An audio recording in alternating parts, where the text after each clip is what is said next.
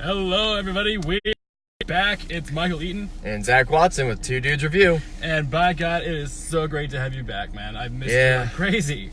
I know, guys. I know Zach has been very busy, so he hasn't been able to film. But thankfully today, we are doing basically the last film of the year that we're doing.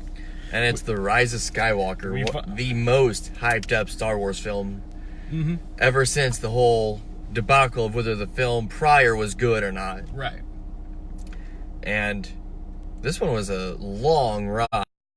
It's long, but I gotta say, enjoyable. Enjoyable ride. It was just under 2.5. Not as long as like Infinity War or Endgame or anything, but it was still a long movie. Yeah. So, pretty much to give a quick synopsis of the movie is it's picking up pretty much right after the last film left off. We're still dealing with everything that had happened. Kylo Ren is still trying to deal with his quote-unquote personal dilemma.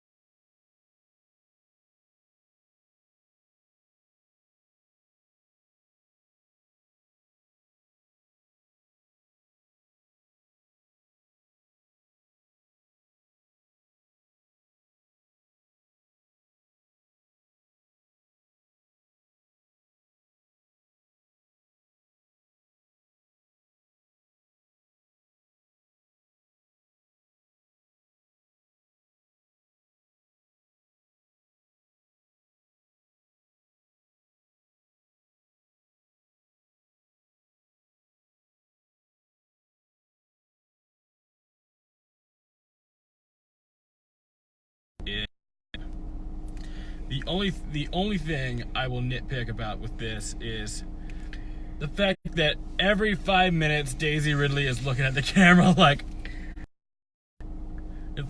staring off into space or something.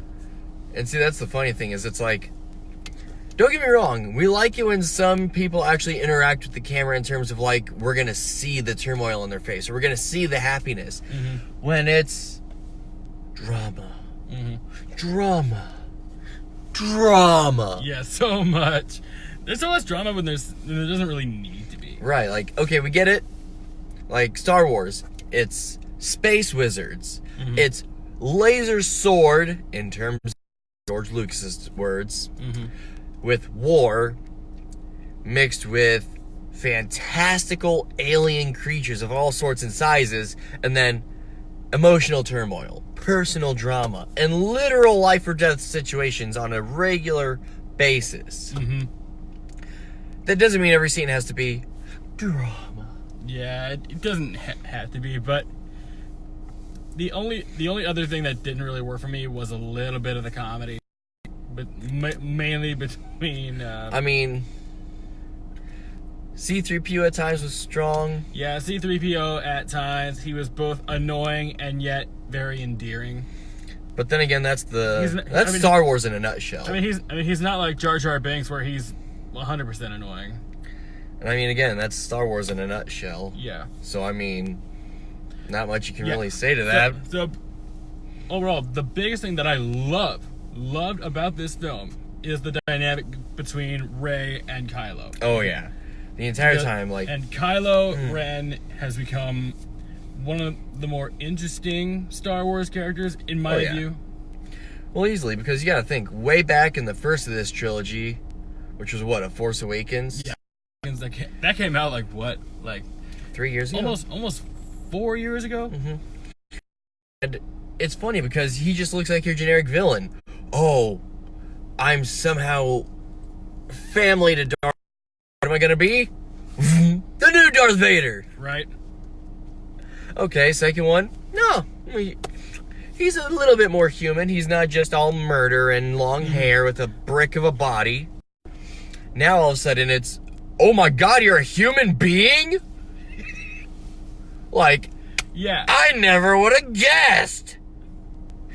And then we actually get to have time with him. Like, we get to see him build, and we start to find out more and more of what the Force is capable of in terms of these newer generations. In terms of what he really is, and how his own fear is keeping him from being one with the Force. What I say is one of my all-time favorite scenes is actually a battle between him and Rey. I won't give a lot of information as to what goes on, but the battle choreography is beautiful. The way they are just flowing from the screen, and the way it's all just... Don't forget the scenery, too. Oh, yeah. It was beautiful. It was beautiful cinematography, too. It was great cinematography. Granted, I will say some of the Force stuff... I've watched the other two movies before this one, and you know Kylo Ren will, through the Force, speak to Rey and sometimes interact with the environment. I will gotta say, this came back really good comedy, and at the same time, just really great action and drama. And we also finally see the Knights of Ren. Before it was, there they are in a vision, gone, never to be spoken of again. Now we get to see them, and we get action. Like, yay! Finally, more weapons. That isn't just pew pew with a swoosh swoosh. Yeah. Now it's actual weapons, like daggers and swords and battle axes and just all sorts of cool things that you wouldn't expect to see in the Star Wars canon. Yes. So, I mean, this is obviously in the trailer. Palpatine. Oh, yeah. Palpatine is here, looking great. I believe it's the same actor.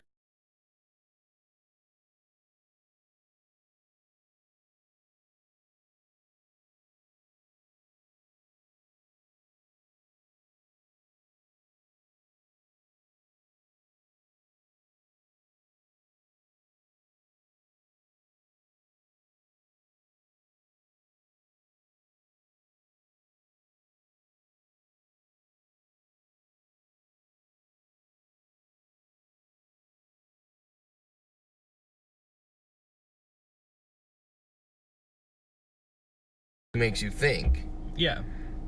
And then, of course, you got all the other stuff that's like, oh, well, in your face, gone. In your face, gone. Yeah. Though, it comes full circle.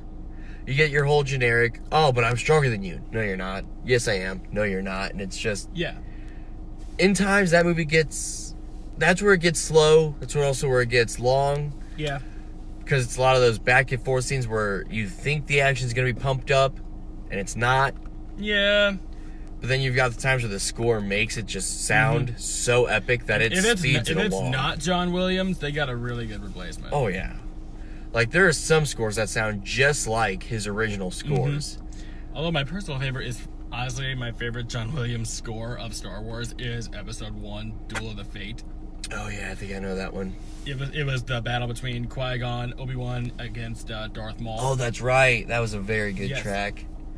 Now, see, I would honestly get the soundtrack for this movie just because of the scores alone. They were beautiful. And also, we got to give a lovely shout out to the late Carrie Fisher. Yes, we do. Once again, blessing us with her wonderful role as Leia. Until her inevitable death in the movie as well. Wait, was that a spoiler? I think that might be a spoiler. No. It was not a spoiler. You could definitely tell from the trailer that maybe.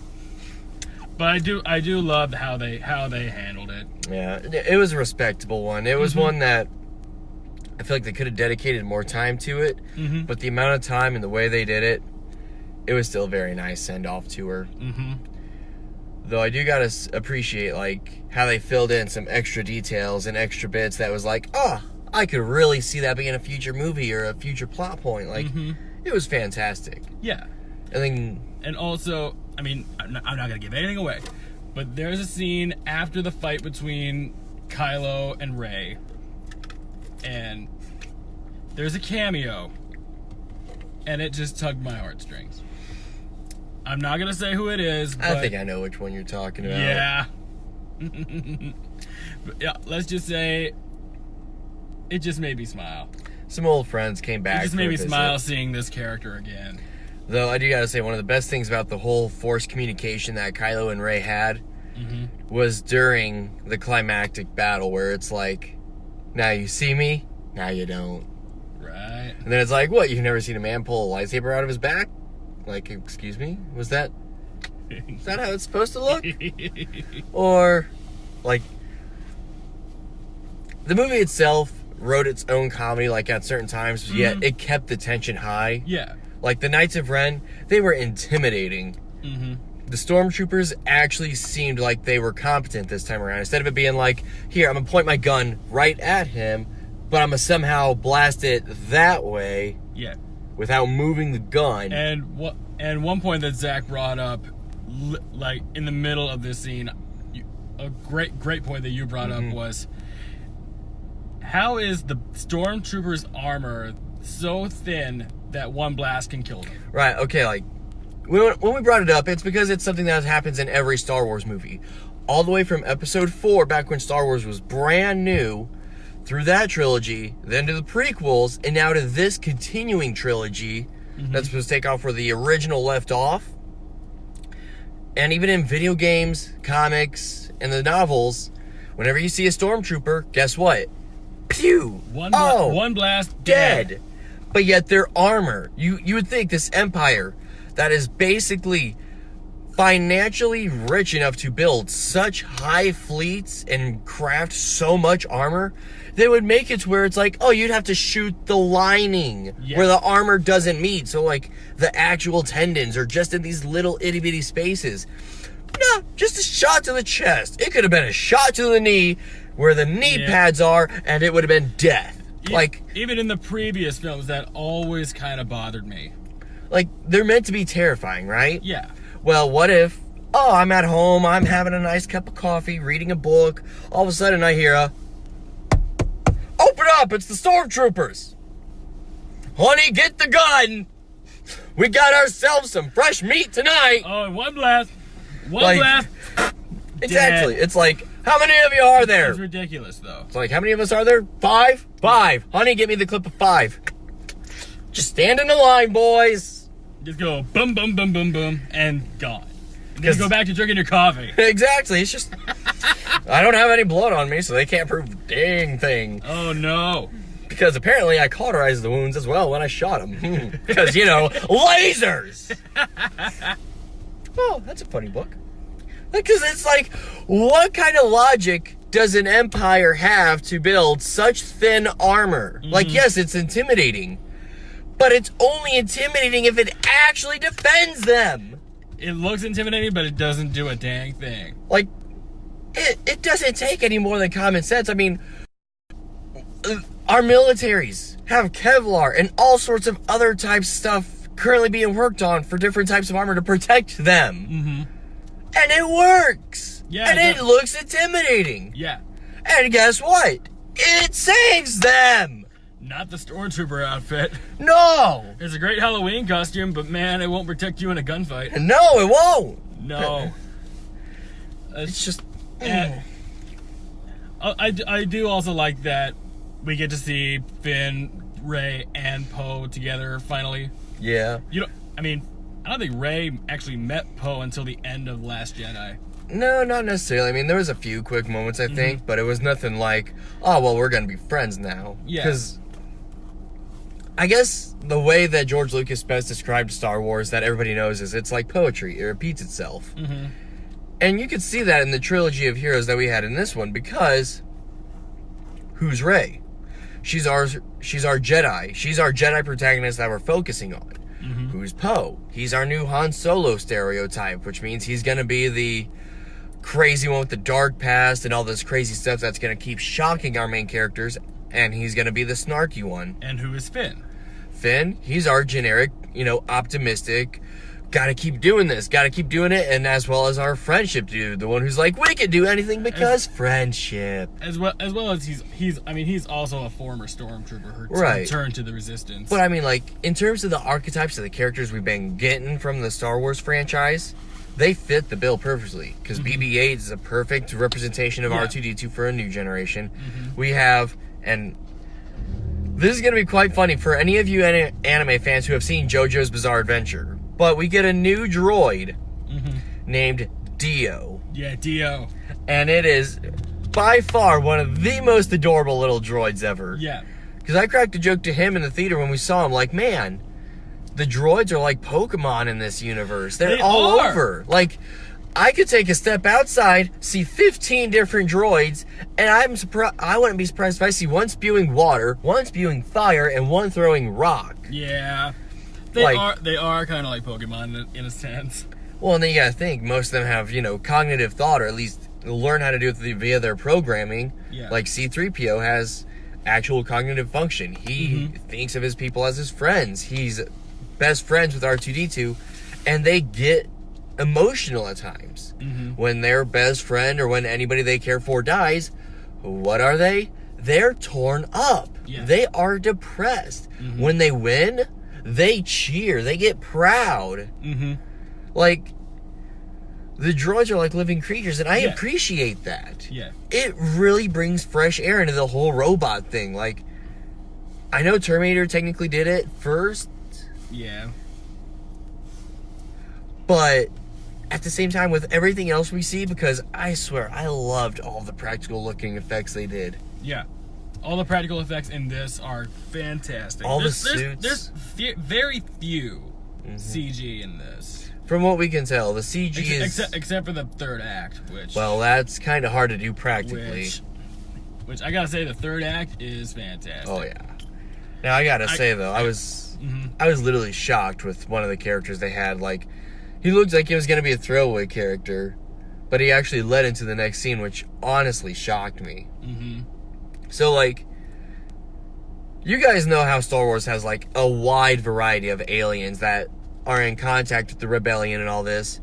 Well, one of their hookups, who, like, helps get them intel and other things, he appears, and the last line that we hear from him is, "Win the war." Next scene was like, oh, good God, they went there. Yeah.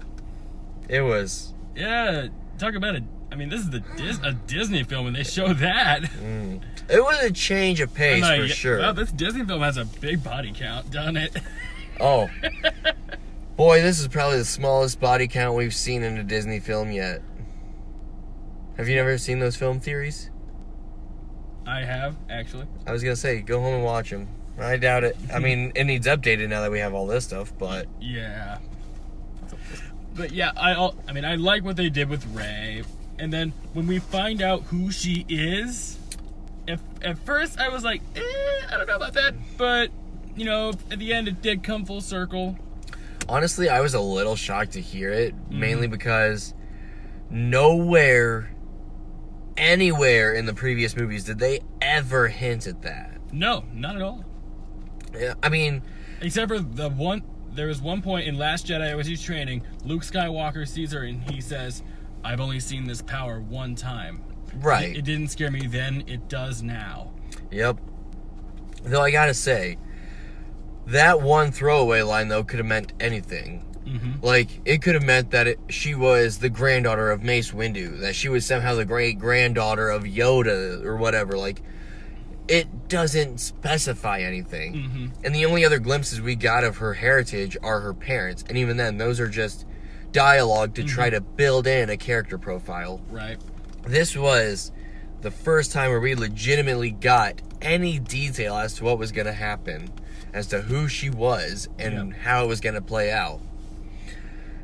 Although I was happy with how they used Palpatine. Like, there were times where... He's legitimately creepy. He is. Like, there were times the movie would be like, oh, we're going to change from drama to comedy. From comedy back to drama. From drama to comedy, and back and forth with all of the typical Star Wars action scenes. Only this time, there was a mix of horror genre in there. Because it's like, oh, well, here's Palpatine's location. How do we make it resemble Palpatine? I got an idea. Make it terrifying. Yes. Like, god-awfully terrifying in terms of the atmosphere, the look. This is hands down the creepiest of the movies. Oh, as yeah. well, because Palpatine looks creepy as all heck. The environment around him is His eyes make him look like he was possessed by Pazuzu from The Exorcist. Like, yeah, he's being moved around by some sort of mechanical appendage. Mm-hmm. And his voice, it didn't feel like it changed at all from when he was first actually introduced as the villain in the original trilogy. Yeah. It was the same, like, not super deep, but not super high-pitched, terrifying tone. The one that was like that of, as most poets would put it, a silver serpent tongue. Mm-hmm. Like, one that was just able to conform you to do anything, and it was so creepy. The way his body moved, the way his body had changed over the time, like, ugh. Mm-hmm. It was legitimately scary. Mm-hmm. I do wish we had seen a little bit more of him, though. Yeah. Just a little bit. Just a little bit. Well, I mean, That's another gripe. I do wish we had seen more of him. yeah, for a 2.5 hour movie, it didn't really feel like we got a lot out of him. No. But we did get a lot in terms of what we had. Yeah. Because now they have room to expand the Star Wars canon. Mm-hmm. And speaking of Star Wars canon, people are wondering, how does this movie hold up to The Mandalorian? And as someone who is in the process of finishing the season of the first season of The Mandalorian, I gotta say it's apples and oranges. Right. Because they are so different. The Mandalorian is like, has the Western, outlaw-ish type. See, And this is definitely more the space opera. well, see, I think they're not necessarily wanting to compare it in terms of how the series flow. Mm-hmm. I think they're wanting to compare in terms of the canon. Where does one fit in the other? Yeah, they're wanting to compare the canon, is Mm-hmm. what I'm saying. Because I know, like, the space opera, yeah, that works because we're meant to feel the space opera, compare those characters. Mm-hmm. The Mandalorian's clearly going to have a more Western feel because it's meant to be more on the less lightsaber, force-based wielding Yeah. doody-doo. This is more Mm-hmm. interpersonal and dealing with only a select few of characters. Yeah. Now, granted, I have not had a chance to sit down and watch The Mandalorian. I need to, and knowing that the season is fully completed, I'll have the ability to do that. Yep. But my one hope is that it somehow fits prior to these movies. Simply because I feel like with what I've seen and from what I've heard about it, I really want it to fit either before this trilogy happens or sometime during this trilogy, but away from everything else. Yeah. Because From what I gathered of The Mandalorian, it does take place sometime before New Hope and probably sometime during Rogue One, I think. Well, because I know there was some things that have been revealed in the series, because earlier today I was on Facebook and I was scrolling through, and one of our buddies made a post about the season finale and something that's in the season finale. No, and I didn't get to it. And it honestly puts a smile on my face to know that, but at the same time it irked me so much because I wanted to experience the shock myself. And I probably will. I'll probably end up forgetting it by the time I watch it, and then I'll sit there and see it. And if I'm watching on my laptop, $20 says that thing's gonna go flying in surprise. Yeah. Just, ah! Oh, damn it! Dude. It's one word, and it's not even that bad. Oh, come on. And you gotta think, with how YouTube is, we have to somehow spice it up a little bit. Yeah, I know. So, that was my freebie. I would say, how does this hold up against the other two of this trilogy? This is probably, in my opinion, one of the stronger movies of the new trilogy. Mm-hmm. I would say, for me, it is somewhere in the middle between Force Awakens and Last Jedi. See, I'm just trying to think. Because I personally think Last Jedi is definitely the weaker of the films. And see, that's where I kind of differ. Because I kind of liked Last Jedi more simply because, yes, we focused a lot more on the whole concept of the older characters coming back. Mm-hmm. My gosh, it's really coming down. I know, it's coming down hard. But Last Jedi, I enjoyed it because I grew up on Star Wars, on seeing Luke Skywalker, Han Solo, and all of these other big name characters. And seeing Luke Skywalker make a return and see him in action, even if it was only for a few minutes, Yeah. that to me made everything else worth it. Right. But I also liked Force Awakens because it did set up a new adventure. It set up new characters that we could follow for a little bit longer. Despite how similar it looked to New Hope, I did think it set everything up very well. Well, you gotta think. George Lucas himself says it's poetry. It repeats itself. Yeah. Every time they implement a new trilogy and new characters, we're gonna be expecting a new and yet similar starting point where, let's say they do another trilogy. Let's say they do another Finn, where they have another trooper who rebels against the Order. Yes, we technically already have a lot of them, but it repeats itself. It's poetry. Because this person might have a different reason for it. This person might have a different reason for splitting off. Right. And for all we know, that stormtrooper, should they be rebellion against them, could be our next Jedi. Yeah. Taking out 2 stereotypes of this franchise in one character. And then let's say later on they meet some rascally scavenger. That takes care of another one. Another, low life, whatever. Yeah. And let's say throughout their travels they meet up with the rebellion and they get their smooth talking, suave dude with the dark past that nobody knows. Right. That takes care of all 3 stereotypes. So all they need now is their annoying droid companions. Yeah. I do see it as more like poetry. I do think it is going to keep going in that direction, but... Now, granted, I don't know if Disney will do another trilogy. If they do... Because they're putting all their eggs in The Mandalorian right now. Right now, yeah. But if they want to keep expanding on the Star Wars canon, I feel like they should go back and make some of the old Star Wars canon again, like the old extended universe stuff. Mm-hmm. Because back when Disney first bought the rights to Star Wars, I heard they made all of that stuff non-canon. All of that extended universe lore from novels and comics and all that stuff that was out at the time. And that honestly really made me mad. Yeah. Because it was a bunch of great potential movies and shows, a lot of great characters that could have potentially made bigger impacts that they could use. And if they really wanted to make fans happy, it would be to go back and change that ruling. Make all that extended universe lore canon again. Yeah, that means that's a lot of stuff they'd have to sift through and change for any movies or TV show adaptations. But if they really have faith in the Star Wars property, like they do with Mandalorian, then all it would simply take is doing what they did with the Mandalorian, putting in actual time and care and love into the passion projects. Because hopefully down the road we'll get another property like that. I mean, right now we are riding high on the Mandalorian right now, and it's literally the #1 watched show on Disney Plus right now. And wasn't it like one of the top watched and most wanted streaming shows of the year? Yeah. And it's only been out for what, maybe a few weeks? Mm-hmm. Less than just right around a month.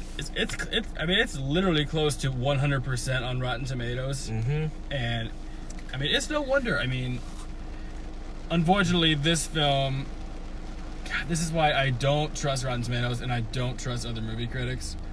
This is sitting at 58%. Yeah. Well, okay. Which, personally, I think critics are full of horse crap. Sorry, y'all. And it's our opinion that matters because we're the fans. Okay. And you guys are just there to judge it from what you see with your eye. But we know. Well, and not to mention, the critics look at it from different perspectives that are more professional. Mm-hmm. We typically give it, like most online movie critics, a few basic things. Right. Characters, plot, and how it plays out. Generally, other subjects would change based on what the franchise is. Like if, let's say we did a retrospective on the 2017 Power Ranger movie. Mm-hmm. I'm going to also put nostalgia on the charts because guess what? I'm going to sit there and try to catch all the little nods and Easter eggs to past series and other things, and I'm just going to sit there and be like, oh, they missed this. That's immediately 10 points off of their score from me. While somebody else who doesn't know Power Rangers might watch it, get introduced to it, and be like, you know what? That was an amazing movie. I want them to make more, and I want them to do it just like that. Well, to be fair, the Power Rangers movie was good, but unfortunately, Just going to zip. Hey. I said it was good. We're going to do a retrospective at some point. We will go over everything that is wrong with that movie, and I will rip it a fresh one. No, I said it was good. I didn't say it was Oh, perfect. I liked it. I liked it too. But I'm still gonna rip it a fresh one. I know, yeah. I mean, I've got a bone to pick with them. Yeah, that is no way that looks like Goldar. That is the most pathetic looking Goldar I had seen. But that's just an example of like the different things that a movie critic could look at. Yeah. A lot of these other critics, they don't look at it like that. They look at it from the more professional standpoint. Like, are you going to see a glimpse of the recording equipment? Is the CGI going to work right? Is any of this stuff going to look good? While you got these people who are pouring their heart and soul into these creations, and you got these people giving it like 3% on Rotten Tomatoes because they think it was a bland taste. Yeah. Like, they've seen so many movies, they're numb to anything else. So when it comes down to anything, you can't really trust those scores. I feel like when it comes to Star Wars films, these people are numb. The critics are numb. Well, and in some retrospect, like I said, Disney has the capability to do good. Mm-hmm. Like another popular franchise, or at least franchise setting that does really well, is The Muppets. Yeah, The Muppets. Like, okay, you know that old movie, The Labyrinth? Yeah, Labyrinth. Yeah, that was also Jim Henson. Yeah. You know the little baby that they have playing the obvious infant? Mm-hmm. Well, he grew up, and he helped create the puppets for the Dark Crystal Netflix series. Mm-hmm. Because he was inspired by it. He liked everything about it. I remember seeing the Dark Crystal movie. Oh, yeah, and they made a prequel series of 10 episodes on Netflix. Is it any good? I don't know, I'm going to watch it, and I'm... Yeah. But what I'm saying is, it's like somebody who literally grew up playing in the movie as an infant has then been working for that company, making puppets for their properties. Yes. And at the same time, you've got Jim Henson's son who made, like, the Happy Time Murders or whatever it's called. Yeah, the Happy Time... I believe it was the Happy Time Murders, yeah. Something like that. And guess what they did? They took a very lovable idea of a world full of Muppets, and they did make it an adult version, yes, but you gotta think, Muppets was never necessarily just for kids. No. Go back and watch the Muppet Show on Disney Plus that only lasted one season. That has some very adult stuff in it while still being kid-oriented. The Muppet movies, all of the Muppet movies, had a lot of inside jokes meant for adults, but it was still kid-friendly. Yeah. And it's an enduring thing because we see them in everything. It's smart. I mean, it's smart writing. I saw the same thing with you remember the sitcom Dinosaurs? Yes. Yeah, because Jim Henson's production of Dinosaurs, that was so good. They had a lot of adult themes and jokes as well, but kids didn't catch on. The literal finale ended on the Ice Age, the death of the entire world in terms of the Dinosaurs series. Like, they did everything they could. They worked their hearts out for it. Yeah. And it's an enduring company.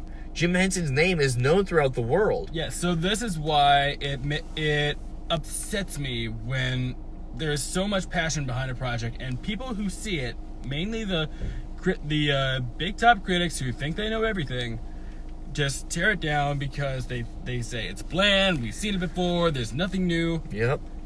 It's just, it breaks my heart because I see a lot of passion and effort in The Rise of Skywalker, and I don't think it's fair. Now, you also have to be fair to the critics at some point because, the critics don't always know what they're talking about. No. But sometimes they do. Sometimes the movies deserve the poor scores. Yeah. Like example? If we went all the way back to 2010 to the Nightmare on Elm Street remake. Oh, yeah. You know which one I'm talking about. The Jackie Earl Haley one? Yup! The one that gave Freddy Krueger that was terrible. The official definition of internal molester. Oh, that was terrible. Because in the original franchise in the 80s, it was hinted at. Yeah. It was never explicitly said. We knew he committed murders, but the other crimes he committed were never explicitly said. It was up to us as the audience to decide. Yeah. And over the course of time, he became more of an endearing character because he was memorable for how terrifying he was, for how he went for his victims, and how everything worked as a whole. Yeah. Now, the remake was still, in a sense, Yes, he's got some dark crimes. Yes, he was still technically killed the same way and became a dream demon, whatever thing, the same way. But they tried remaking the original so hard that they flopped at doing what the original did. Mm-hmm. Yeah, speaking of 2010, examples of movies that deserve to get trashed is The Last Airbender. Don't even bring that up. Don't you dare bring that up. I'm gonna bring that up. Not right now. Because okay, I like the animated show. I love the animated show. We all did. One of the best Nickelodeon shows ever made. It's a made. masterpiece. And then, oh, dang you, Shyamalan. Dang you. There was such a very phallic hairstyle in that movie. Oh, yeah. Nobody knew whether to put a black bar over it or not. It was just... And plus, the CGI was terrible. None of the names were pronounced properly. All the characters felt like they were kids on a stage with stage fright. Like Ong, Aang, Katara. So it's Sokka. Where's his boomerang? He didn't have his boomerang. And Zuko looked pathetic. Oh yeah, his burn scar. You know, the thing that was half of his face. It's a little itty bitty squatchy watchy. It's like it's done. Like no. I feel like if we ever do retro reviews and that's one that's gonna come up, you are going to be so passionate about it. Even more passionate than I am. Here's what we're gonna do. When we get the money and we get better equipment to do better recording, we'll do some retrospective reviews. And when we do, we're gonna have to go into those rooms where we're able to just go in there and break anything and everything. Rage rooms. We're gonna go into a rage room. We're gonna take the camera. We're gonna do our retrospective review. And every time I see something wrong with the movie, I will break something with the force of a million raging nerds. See that, people? That room will not survive the day. Thankfully, we won't have to do that with The Rise of Skywalker because it was a really good movie. It was good. I'm sorry we're getting off track, but it's just the way we were looking at it throughout the entire time we were watching it. We kind of had to bounce around, especially since this is going to be our last upload in terms of full reviews for the last of 2019. Yeah, and plus, I mean, what a year! It has been. We'll end it here in a bit, but I gotta say, what a year it's been. It really has been a year. Since we started the channel, and we've reached up to 30 or 31 subscribers, and thank you guys so much for that, and it means so much.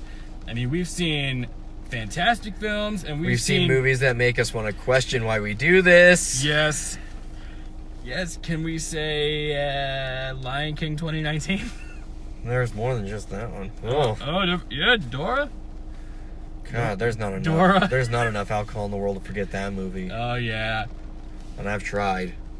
And oh man, we've done so much. We've done so many. It's hard to remember. I mean, I wouldn't say Dora was the worst of the year. See, my list so far, I'm still working on filing my list of the worst 2019 movies. I've already done my best list.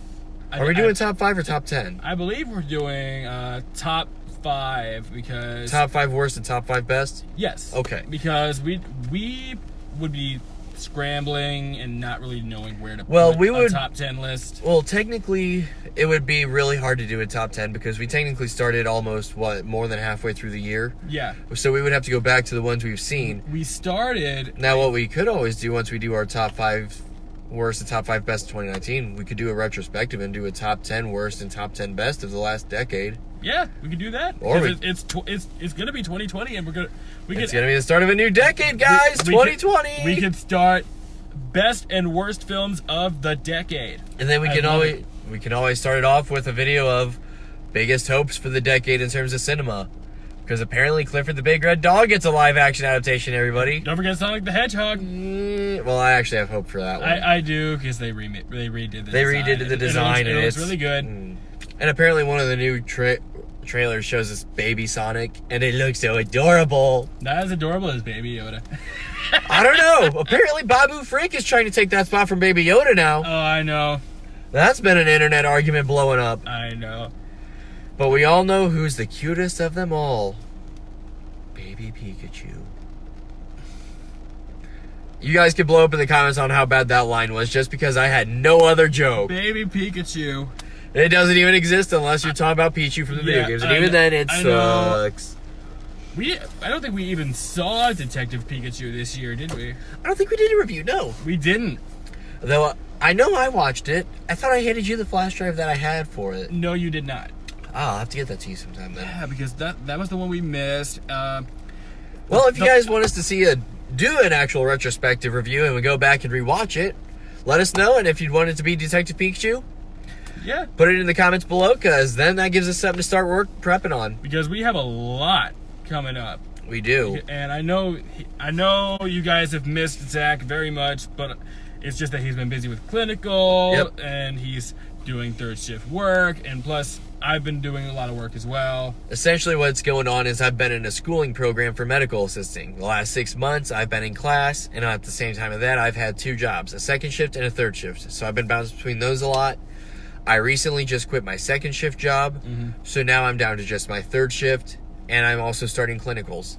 So I'll have a little bit more free time, a little bit more around some things, which will give us more time to actually start pumping out some content. Yeah. As long as our schedules can keep up until everything is said and done, we're going to primarily focus on the big theatrical releases. Yes. Any smaller content, like any small retrospectives or updates or small reviews, we're going to do together. We'll do separately. Yeah. We're going to try to pump out some extra time to do some extra content, like more duo reviews of like coffee products and stuff like that. Yep. And just thank you guys so much for tuning in to the Laughing Man coffee review that I did. And also be on the lookout, because me and Zach will actually be doing a Death Wish coffee review. There we go. Because we've got some stuff in the works that we have to keep secret. Because I have never tried Death Wish. I have tried it. And I put my trust in him because he understands it better than I do. When it comes to coffee, that's not always the best. See, to give a quick idea on that, Death Wish Coffee is a coffee company that you can buy from online. They're just now starting to get into Hy-Vee. Oh, yeah. You can get it at Kroger for like $16. It is claimed to be the most powerful coffee on the market, and I have yet to figure that out. I have yet to test that. I think that mainly depends on how much your body gets in terms of caffeine. Like, if you're somebody who drinks nothing but highly caffeinated coffee all day long, this may not do anything to you. If you're somebody who drinks 1 cup of coffee and that's all caffeine that you intake via beverages all day, God bless you, your heart might blow. It just depends on how much you are. And then I'm hoping to some point be able to do a coffee review on some Bones Coffee Company bros, because they are, as I call them, the Baskin Robbins of coffee. Where Baskin Robbins has 31 plus flavors of ice cream, this company has 31 plus flavors of coffee. Ooh, I'm looking forward to that. I am terrified of some of that. You're terrified? Well, one of them... This is coming from a guy who likes Death Wish coffee. Well, I don't buy it anymore. I bought 1 bag and I gave the rest to my brother. I'm like, Yeah, not for you? It wasn't for me, no. It felt like the roast was too dark. But maybe when we try it, maybe my opinion will change. Maybe I just need to give it another chance. We'll find out, because hopefully here soon, I think I have a shipment coming in of some Bones coffee that I'm hoping to try. One of them needs to be made into a cold brew, I'd say, and that might be the maple bacon. Yeah, they have a bacon flavored coffee. Wow. Let's see how that goes. Oh, yeah. Absolutely. And on that note, guys, it's been an incredible year, and Rise of Skywalker is definitely thumbs up. Double thumbs up. Double thumbs up. And I am so thankful for this year, and we look forward to what's going to happen to the channel in the future. And I just gotta say, it's been a heck of a decade. It has been. We had a lot of ups, we've had a lot of downs, but it's been a heck of a decade in general. Here's to hoping that 2020 will be just as good as this. So, if not better, let's hope for better. Yeah. So until next time, y'all, I'm Michael Eaton. And I'm Zach Watson. And this is Two Dudes Review. Have a great night.